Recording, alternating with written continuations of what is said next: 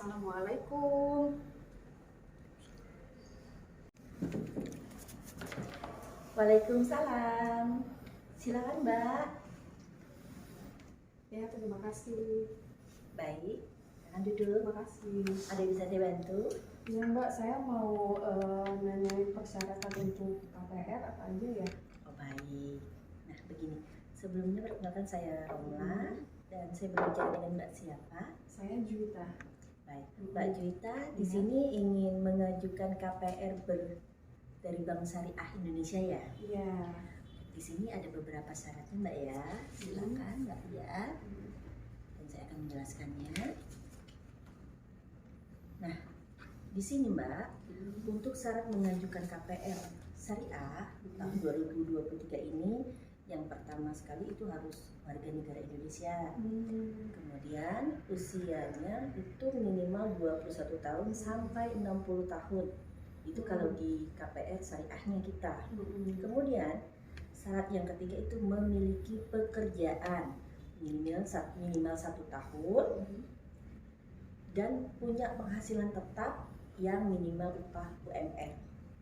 Kemudian kita lanjutkan, sudah bekerja tadi setidaknya 1 tahun bagi yang pegawai tetap, dan bisa juga untuk pegawai yang usianya 2 tahun atau apabila dia kontrak Mbak. Selanjutnya dia setidaknya Mbak harus berdomisili dekat dengan bank BSI kita dan memiliki dan bersedia untuk membuka rekening BSI.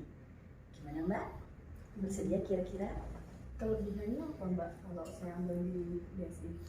Baik, nah sebelum saya menjelaskan kelebihannya, di sini juga saya akan menjelaskan kembali syarat-syarat tadi kan secara umum Mbak ya. Nah ini ada syarat-syarat untuk tambahannya. Yang pertama itu Mbak harus mengisi, nanti ada formulir yang kami serahkan Mbak ya. Nah, formulirnya silakan Mbak ya. Yang formulirnya, syaratnya. Ya. Nah, formulirnya ini nanti ya Mbak isi dan Mbak tanda tangani.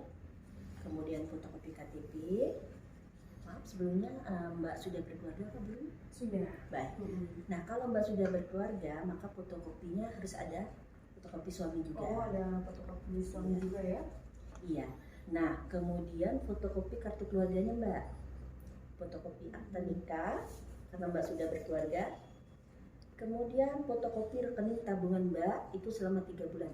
Apabila Mbak belum mempunyai rekening di BSI, Mbak punya rekening di tempat lain karena Mbak udah bekerja kan? Sudah. Nah itu 3 bulan terakhir rekening koran Mbak lampirkan, fotokopikan. Itu sebagai syaratnya slip ya. gaji gitu, kayak gitu maksudnya? Siap. Transaksinya gitu Mbak ya. Nah kemudian fotokopi slip gajinya yang tadi, hasilnya, penghasilannya dan rekening korannya. Kemudian fotokopi rekening listrik. Oh, perlu juga itu Mbak? Perlu, karena kan kita mau melihatnya bagaimana untuk akumulasinya ke depan Mbak. Kemudian fotokopi dokumen hunian atau properti seperti SHM, SHGB, IMB dan denah properti tersebut. Nah ada juga dokumen tambahannya bagi yang bukan pegawai tetap, misalnya ini wira swasta. Nah dia itu harus melampirkan SIUP PDB, akta pendirian perusahaannya. Kemudian kalau untuk seorang profesional harus melampirkan surat izin praktek.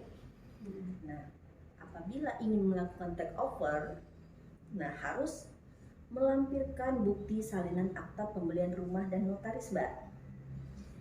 Nah itu syarat-syarat khusus yang memang harus dilampirkan oleh pemohon atau pengaju KPR Syariah ini. Baik Mbak, itu syarat-syarat yang harus Mbak lampirkan, dan kelebihannya ini KPR Syariah itu prinsipnya sesuai dengan syariah yang sudah berlaku di tempat kita. Plafon pinjaman juga tidak tinggi 5 miliar rupiah itu, dan insya Allah Mbak beruntung bergabung di KPR kita. Nah Mbak, silakan Mbak lihat dulu apa-apa saja yang menjadi syarat yang di sini. Silakan Mbak, ada yang perlu dijelaskan lagi, dan Mbak yang kurang ini silakan boleh ditanyakan. Oke, terima kasih ya Mbak ya informasinya. Nanti saya kabari lagi, saya mau rundi sama suami saya dulu.